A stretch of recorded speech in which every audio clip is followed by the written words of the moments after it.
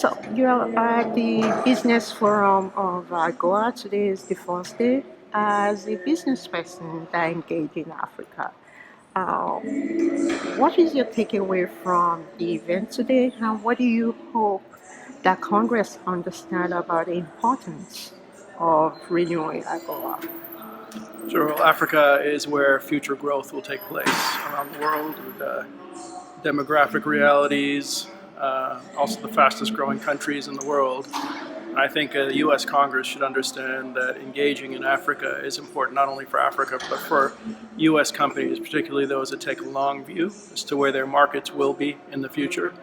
The large diaspora here plays a key role in that.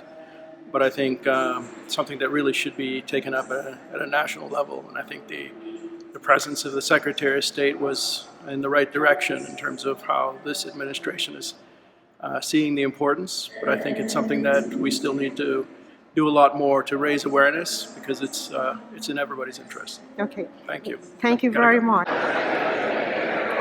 We are the Agora Forum.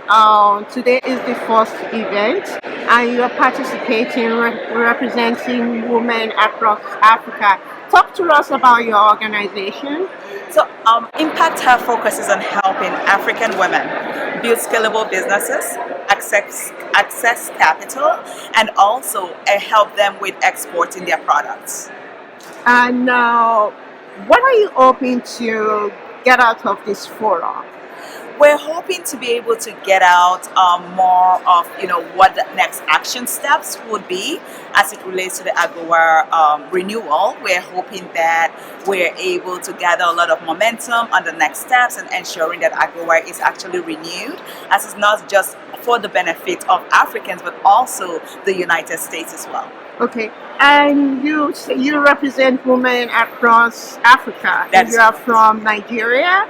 Part of this, there was an event that the Ambassador Catherine Tai held yesterday for the African diaspora and diplomats, focused on women, how to make the program more inclusive, as the Secretary Blinken said in his remark earlier today. So talk about how you will utilize this program to empower women on the continent and why it is important. I mean, you are on the forefront.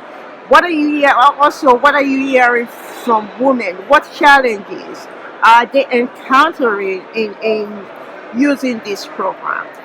So I think one of the big issues that women encounter in utilizing AGOA in exporting is the knowledge base. There is a huge knowledge gap in in the know-hows on how to utilize AGOA to be able to export their products. I think the first thing we have to do is thinking about how to educate women on how best to utilize AGOA provisions.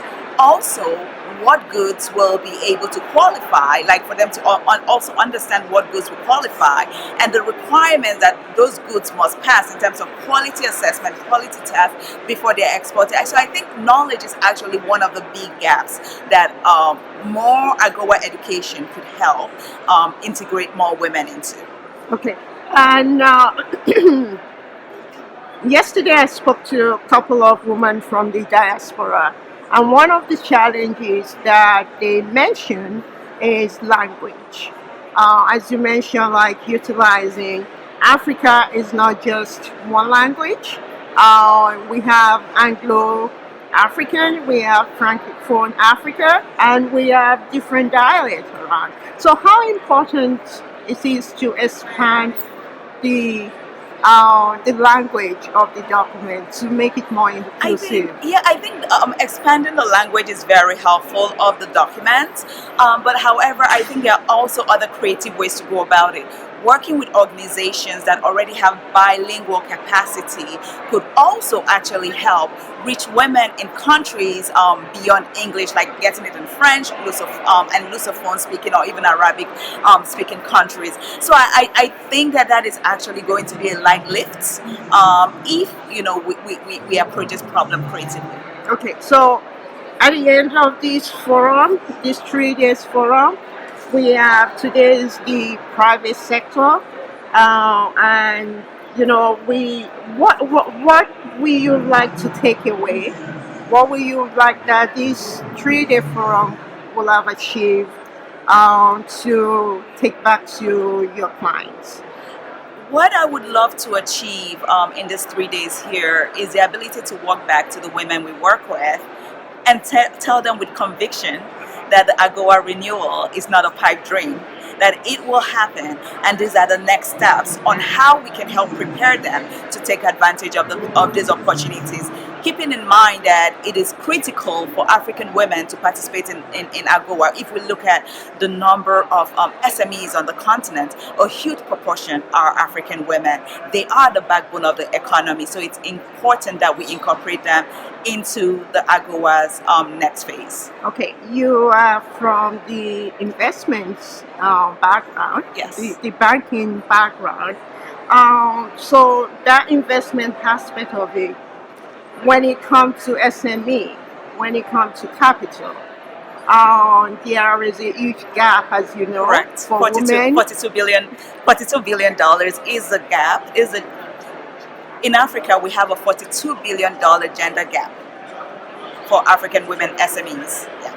Talk more about that. So, one of the biggest challenges that women in Africa face is also challenge to finance, right? So even where we're looking at AGOA renewal, we also want to ensure that women are getting access to finance. It's been well documented by the IFC that in Africa alone, we have a $42 billion gender gap on the continent. Women need more access to finance to be able to grow their product, to be able to scale their product, to be able to export their product. So as we think about AGOA renewing and also women taking advantage, we also have to think about financing, because it's through this financing that women can actually participate in the export market and getting their products under the AGOA umbrella out of the continent. Okay, so your message to Congress right now in this period of reviewing AGOA for renewal. So what is your message? My message to Congress is AGOA doesn't only benefit Africa. It is bilateral, obviously, but it also benefits the US. If we look at some US companies, they've been able to move their manufacturing plants to the continent. So it actually allows for the two economies to grow and to scale. Thank you very much. Thank you.